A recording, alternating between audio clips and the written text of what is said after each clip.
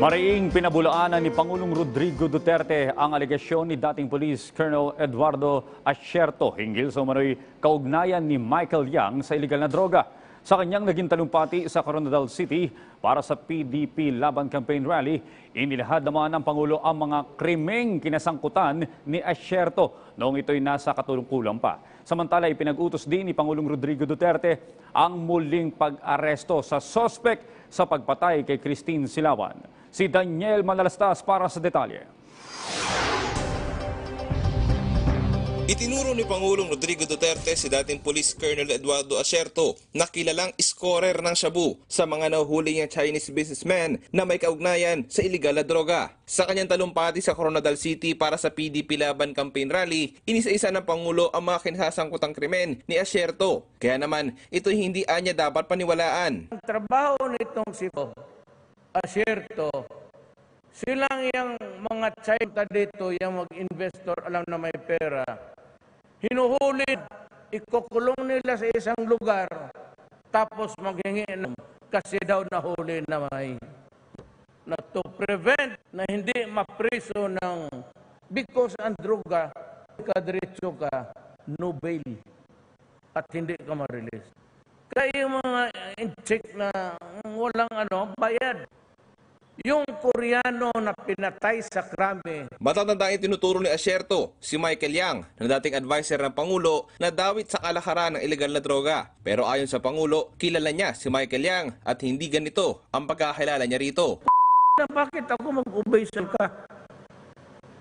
Ikaw yung nanghuli tapos yung Chinese national pinatay ninyo. Pinatay ka. We will have a revamp. Sa bagay, dismiss na ito. Dismiss na ng ombudsman. Maghuli itong ito sa pira-pirahin niya. Kilala ko yung Chinese That Chinese Yang is always in the company of the ambassador of China.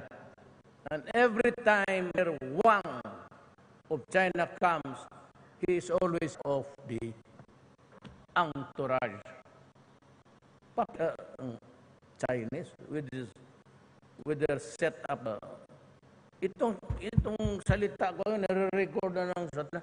Samantala, kinumpirma rin ni Pangulong Duterte na ipinag-utos niya sa piskal na muling arestuhin ang suspect sa brutal na pagpatay kay Christine Silawan. Sinabi ng Pangulo ang ilang technical na dahilan kung bakit dapat arestuhin ang suspect. Mga abogado, ang hot pursuit is based on the principle of the Código Penal. Because our penal law, the penal code, Spanish era pa yan. Yang sabi mo na pati sa Supreme Court na right commission of the crime, there is a hot, sabihin habulan kayo. Walang yung ulan na yan, continuous yan. Ayon sa Pangulo, posibleng wala lang maaresto kung hindi tutuparin ng mga abogado ang prinsipyo na kanyang binanggit. Naglabas sa pagkapuot ang Pangulo sapagkat ito'y dulot ng ilegal na droga na patuloy na nilalabanan ng kanyang administrasyon. Kita mo, 4 na bata, yung binalatan, binasag yung muka, tapos mayroon na naman kahapon ko ngayon. Bakit? Itong droga. Ayon pa sa punong ehekutibo, hindi sana nangyayari ang mga problema sa ilegal na droga kung noon pa umiiral ang death penalty, kagaya ng parusang bitay noon sa mga gumagawa ng mga kahindik-hindik na krimen. Kasi nandoon pa yung penalty, wala sana ganito. Ang droga kasi ngayon, to spend time para mapabili ko ito sila. Ang droga ngayon, hindi kagaya noon. It started with 200,000, 500,000 shabu. Ngayon, alam ko na nood kayo kanina. In everyday, billion ang pumapasok. Daniel Manalastas para sa Bayan.